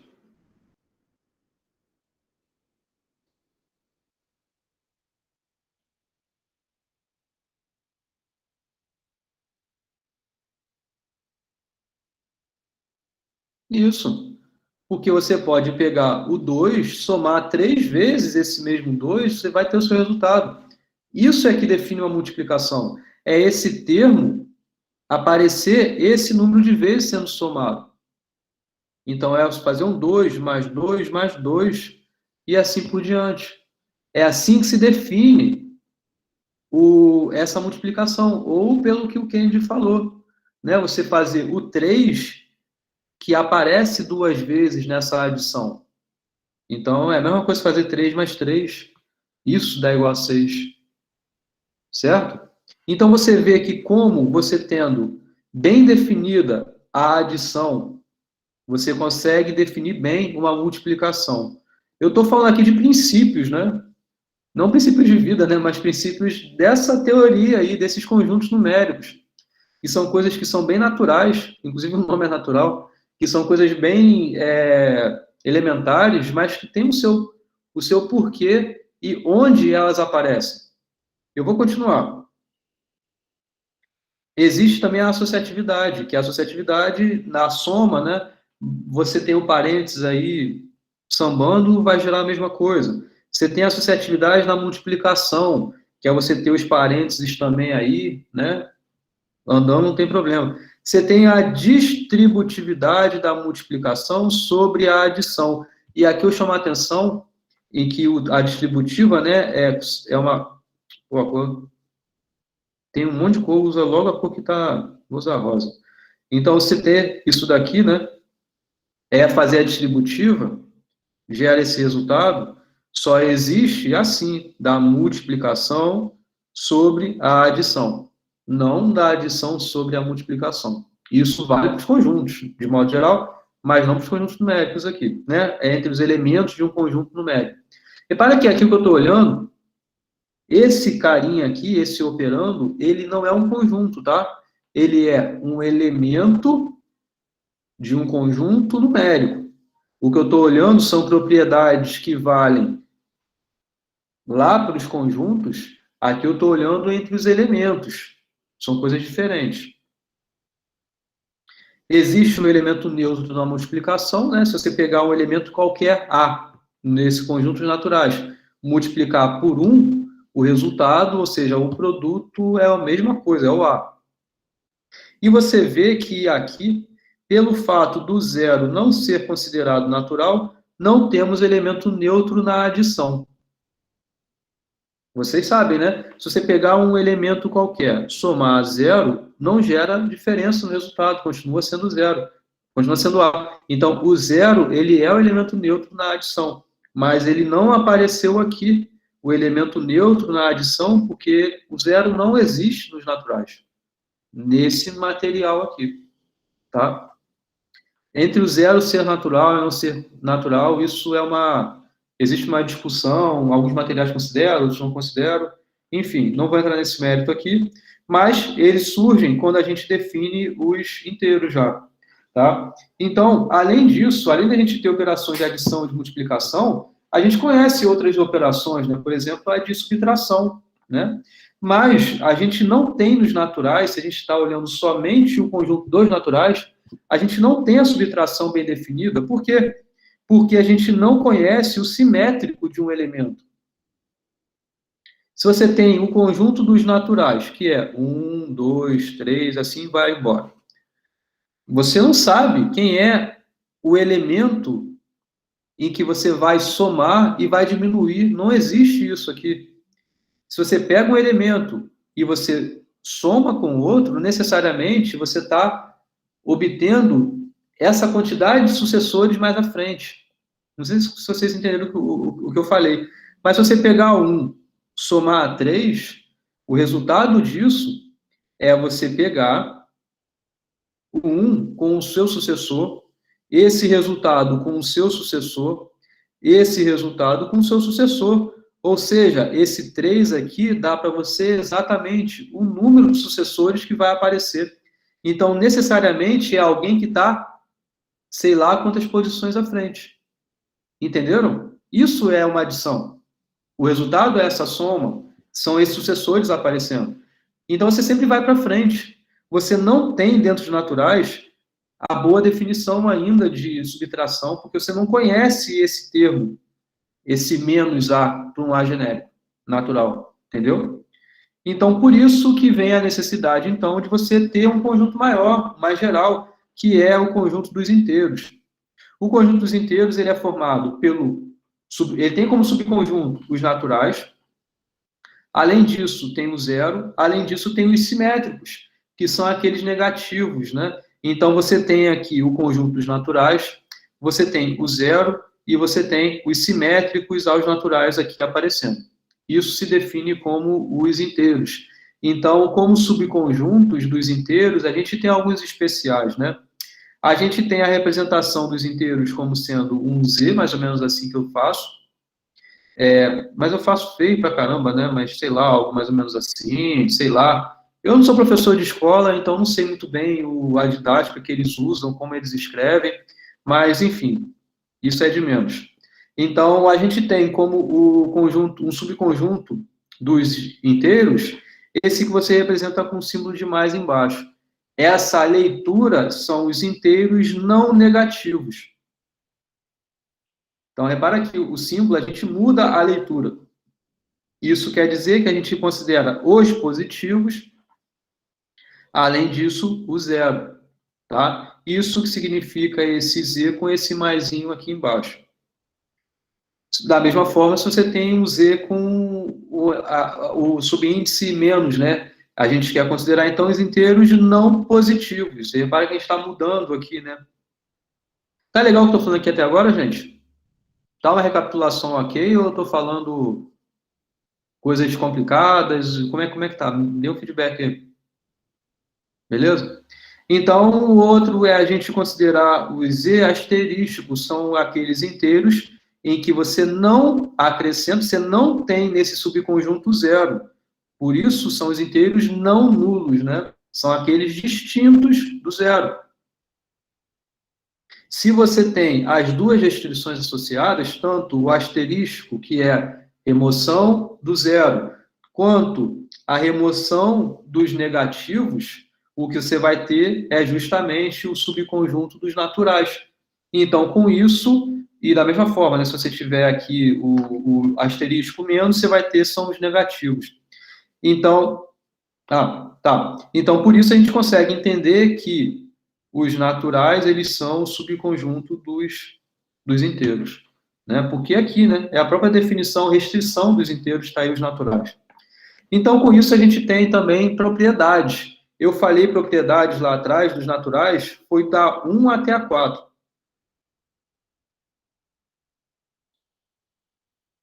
1, 2, 3, 4. Tá? Comutativo, associativo, distributivo, elemento neutro. Então, aqui agora a gente adiciona mais propriedades. Então, a quinta propriedade que a gente tem é o elemento neutro da adição. Então, agora aqui a gente tem essa nova informação, beleza? O elemento neutro da adição é você pegar um elemento qualquer que pertença aos inteiros e somar o zero. Então, você vai ter o mesmo elemento que você tomou. Além disso, você passa a ter a definição de um simétrico ou o oposto. Com essa definição, você entende quem é o simétrico, quem é o oposto de um inteiro que você tome, que é justamente o elemento que você vai somar e o resultado vai ser zero. Isso é o simétrico. É aquele termo, eu quero saber quem é o simétrico de A. É aquele termo que você vai somar, né, o resultado dessa soma, né, o resultado dessa adição é zero. Então, se é somente o menos A, né, que vai ter essa propriedade, ele vai ser o oposto, o simétrico e tal. Então, devido a essa propriedade, a gente sim já consegue fazer somas de um termo em que não necessariamente a gente vai para frente, não necessariamente a gente vai ter sucessor de sucessor, a gente pode voltar atrás, né? Fazendo a subtração. Então, com isso, a gente consegue ter a definição de subtração. A mais menos B, na verdade, você consegue reescrever bem mais simples por A menos B, para todo A e B.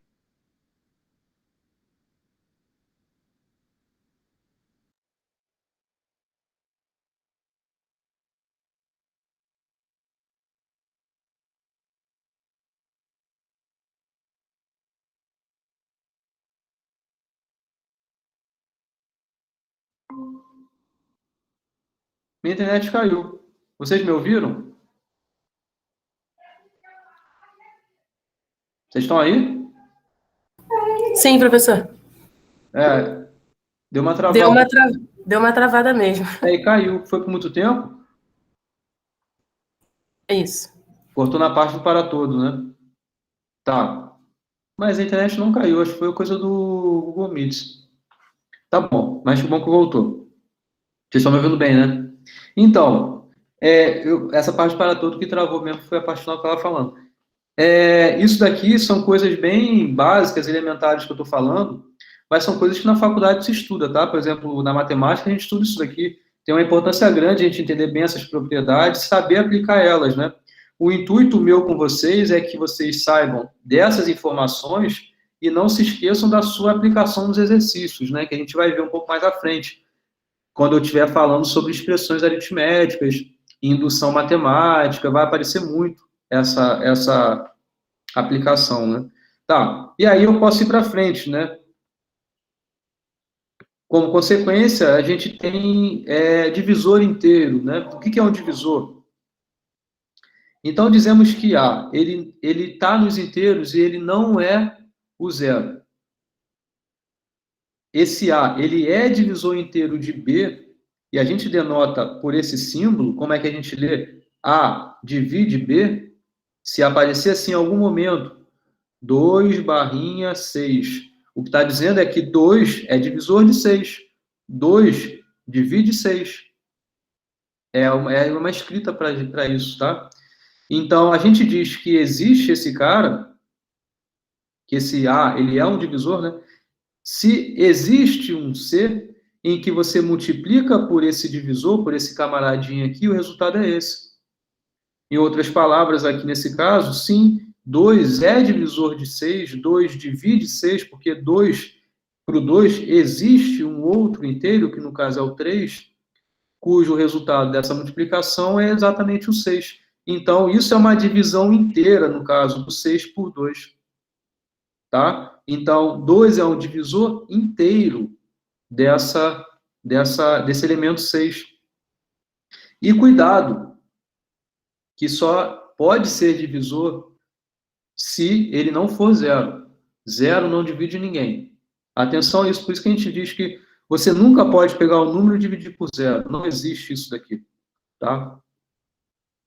Bom, então a gente diz que A divide B se e somente se existe um C que pertence aos inteiros, tal que C vezes o divisor é exatamente igual ao B. De modo equivalente, vocês veem essas notações, essa notação que existe aqui, distintas, né?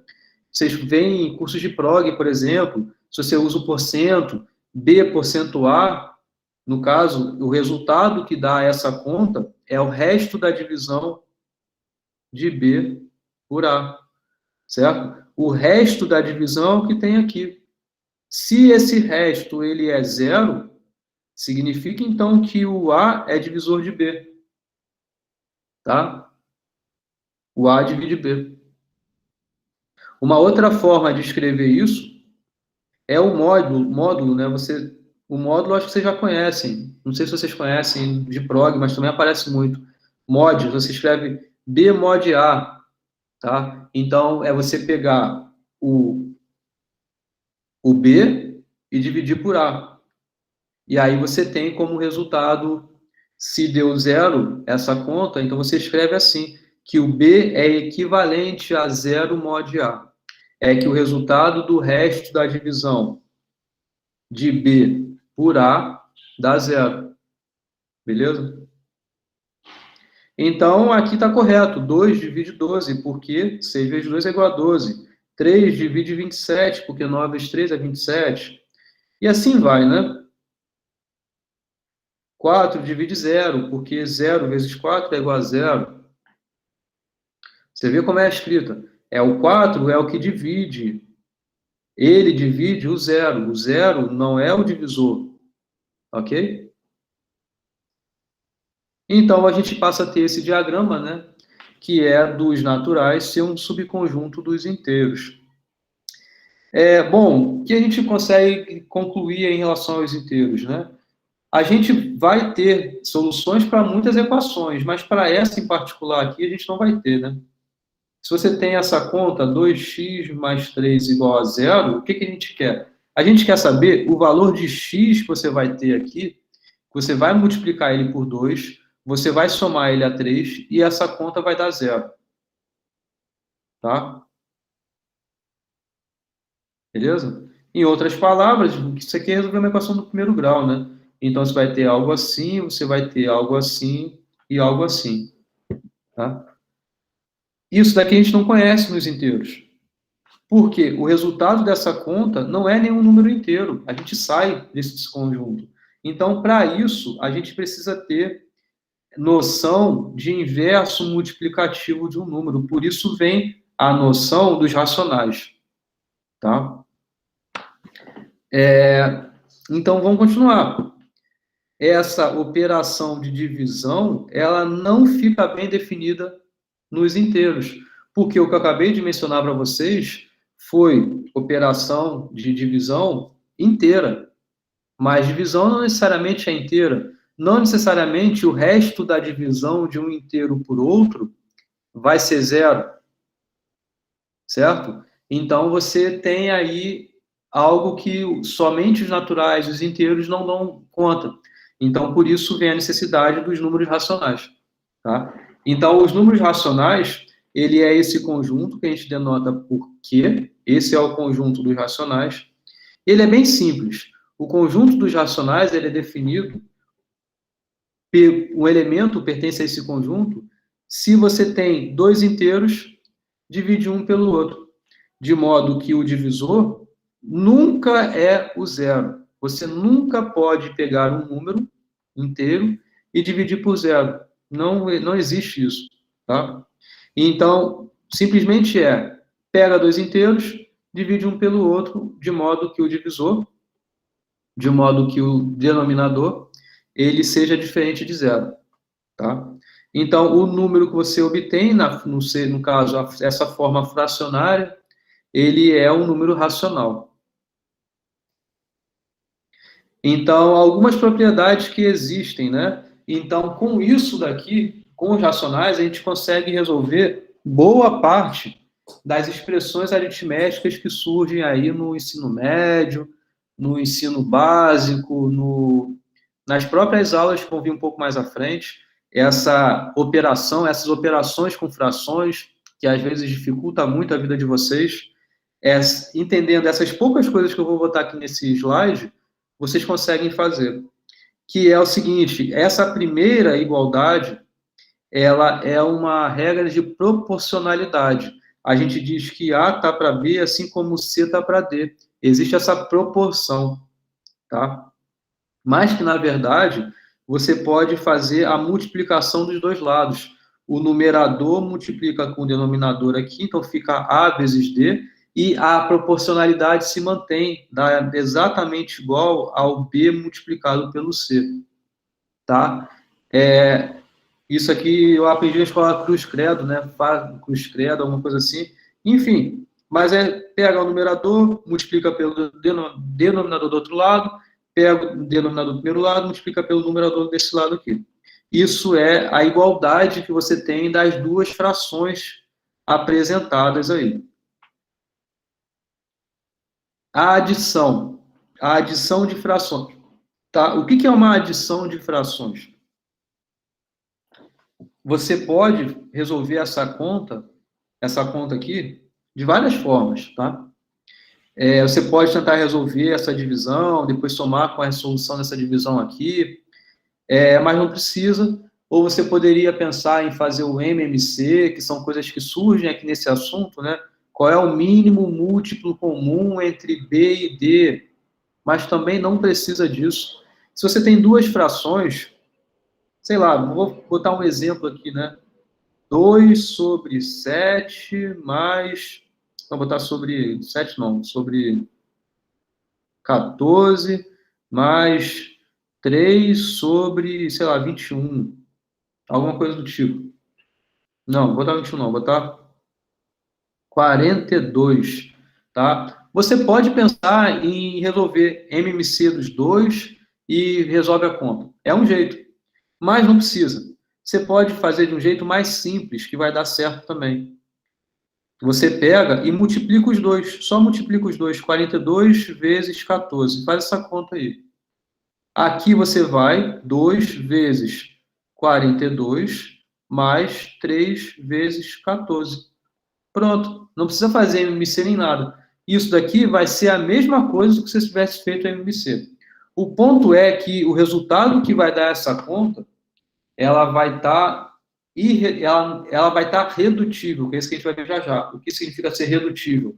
Ou seja, você vai ter um numerador múltiplo, ou ao contrário, o denominador múltiplo do numerador. Vai aparecer coisas assim que você pode simplificar. Mas, ainda assim, você fez uma soma de duas frações. Você pegou duas frações, obteve uma única fração. Basta resolver essas multiplicações e soma aqui. Tá? Então, é isso que está aqui.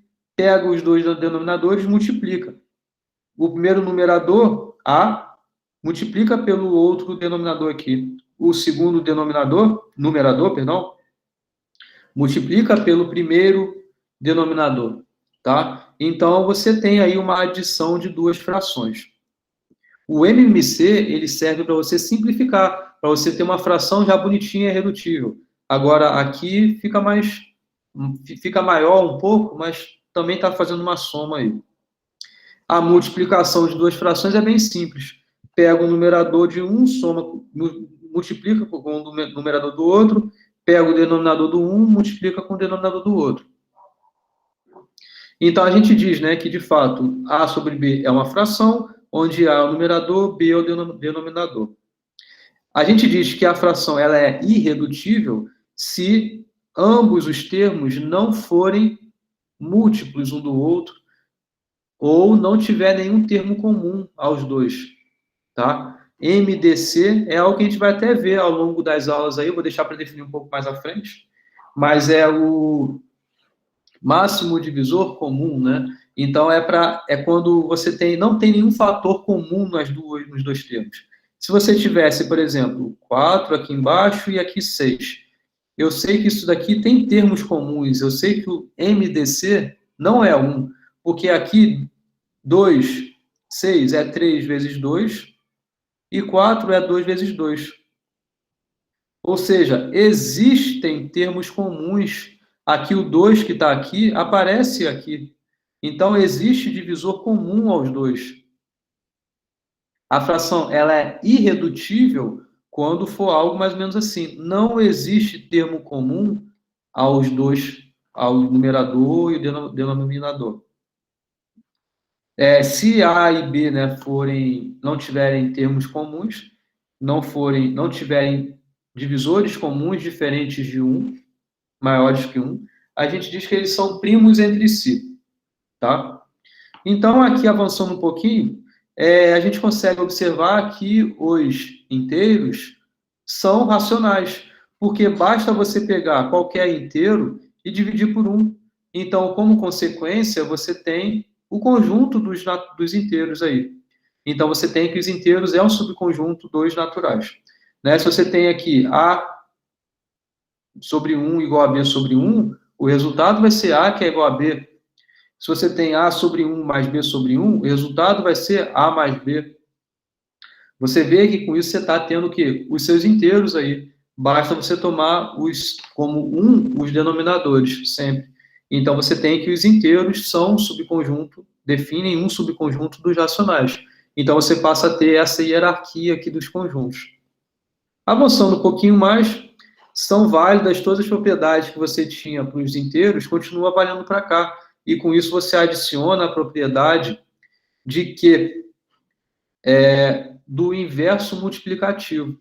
O inverso multiplicativo é o seguinte: para toda fração que você tem, de modo que não tenha o zero, não seja o zero, esse A sobre B é diferente de zero, então existe um termo que pertence ao conjunto dos racionais, que é por essa inversão, não é mais A sobre B, mas é B sobre A, que também não pertence aí o zero não pertence a esse conjunto, de modo que se você pegar A sobre B, multiplicar por B sobre A, isso é igual a 1, ou seja, ao inverso multiplicativo. É aquele termo que você vai multiplicar e o resultado vai ser 1. E isso aqui, de fato, é verdadeiro, porque você pegar A sobre B, multiplicar por B sobre A, você tem como consequência de propriedade que eu apresentei antes dos racionais, da multiplicação, basta você multiplicar o numerador e multiplicar o denominador. Então, como existe a comutatividade aqui, você tem A sobre B que divide A sobre B, um termo que está sendo dividido pelo mesmo termo, o resultado disso é 1. Então, você tem que justamente é verdadeira essa propriedade. Então, todas as operações que você tinha nos inteiros continuam sendo válidas aqui nos racionais, e você adiciona essa propriedade nova, e com isso você consegue definir a divisão de frações. A divisão de frações, na verdade, se você tem uma fração A sobre B, divide ela por C sobre D, o resultado disso é A sobre B multiplicado por D sobre C. Tá?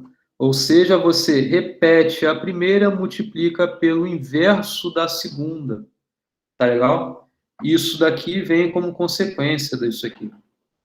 É assim que a gente faz divisão de frações.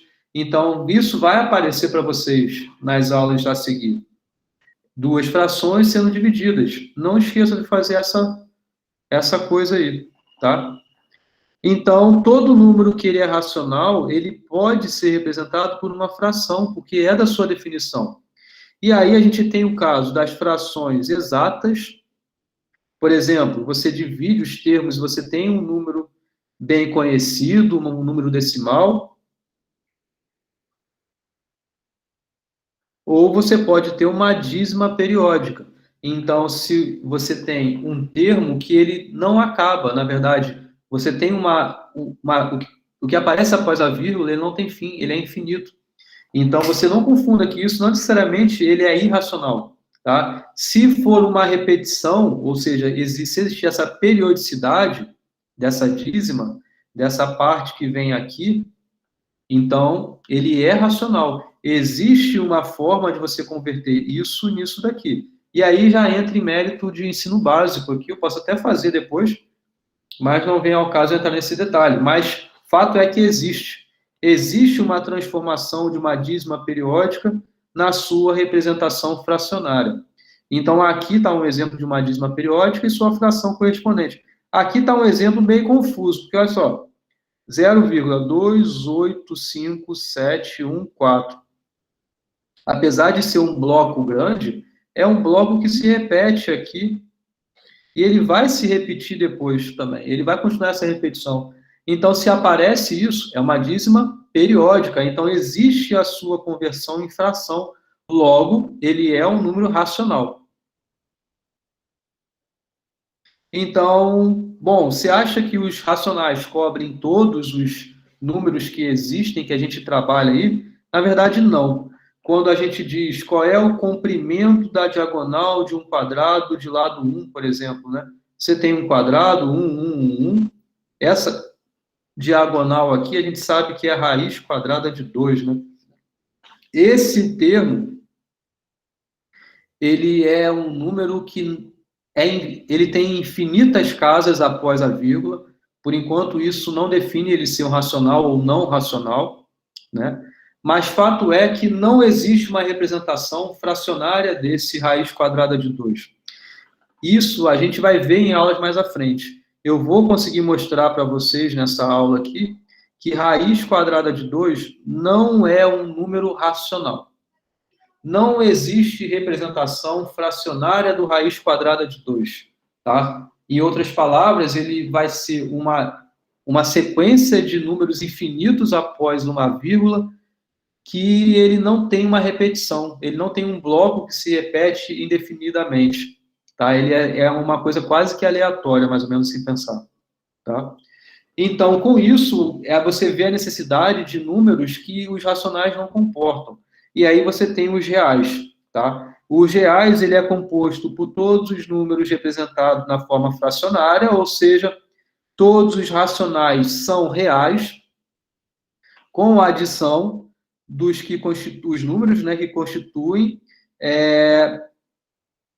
não periodicidade, né? Então, constituem o conjunto dos irracionais, tá? Então, eles são os números de representação fracionária, exatas e periódicas, e não exatas e não periódicas, né? Então, os irracionais são números bem confusos, assim, existem vários, o π, o número de Deus, o né? O φ, existem vários números irracionais, e então, essa união de dois conjuntos, a gente tem os números reais.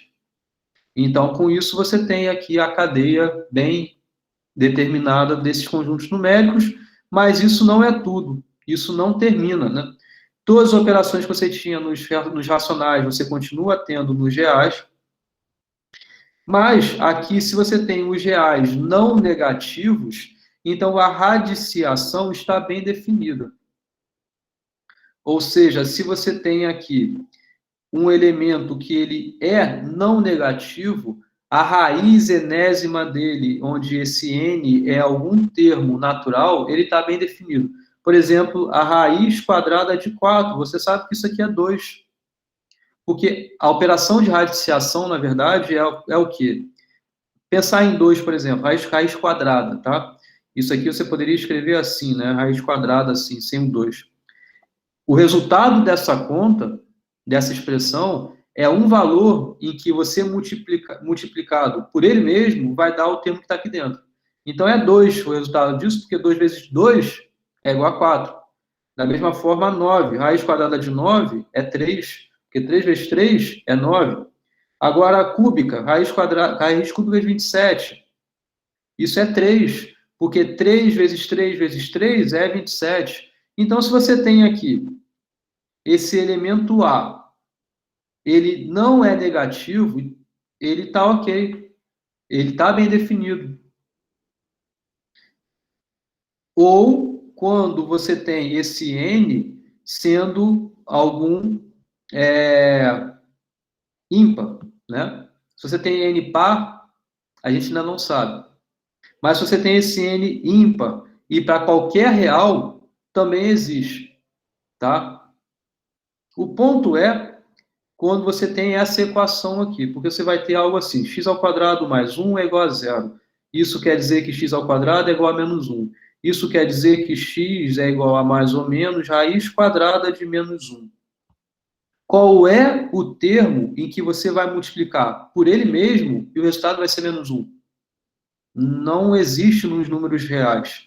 Então, ela não está definida, não está bem definida nos reais de modo genérico.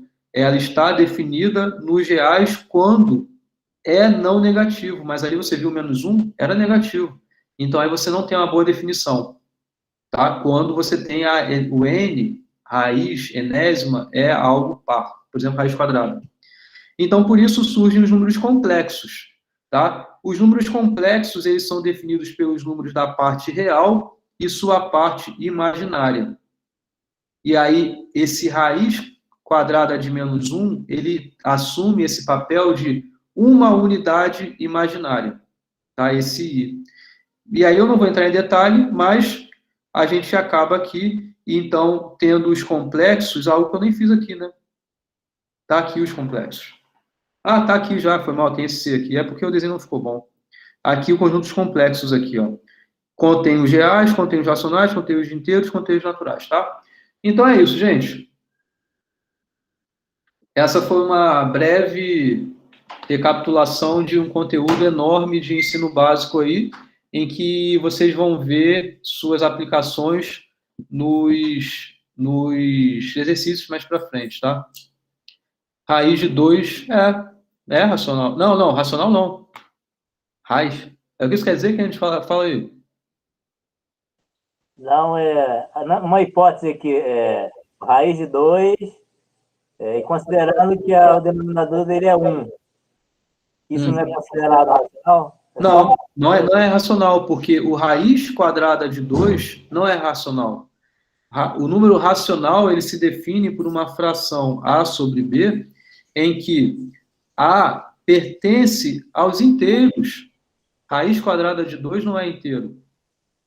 Além disso, né, o B ele pertence aos inteiros e não é o zero. Essa é a definição de número racional. Ok, fechado. Boa noite. Tá? Mas a gente vai provar isso melhor mais na frente. Que raiz quadrada de 2 não é racional. Isso vai estar na aula, sei lá. Aula de técnicas de demonstração. Tá? Então é isso, gente. Não deu para fazer de novo os exercícios que eu queria da revisão 8, mas na aula que vem é só de exercício. A aula que vem é aula só de exercício. Então a gente vê isso bem detalhadamente na próxima aula. Tá? Gostaram? Show? Essa revisão final aí aguçou a memória. Foi boa. Uma recapitulação aí, né? Então tá. Falou. A gente vê aí mais conteúdo, não na próxima aula, né? Mas só exercício. E na quinta-feira, sim, análise combinatória. Tá? Valeu, gente. Vou interromper a gravação. E até semana que vem.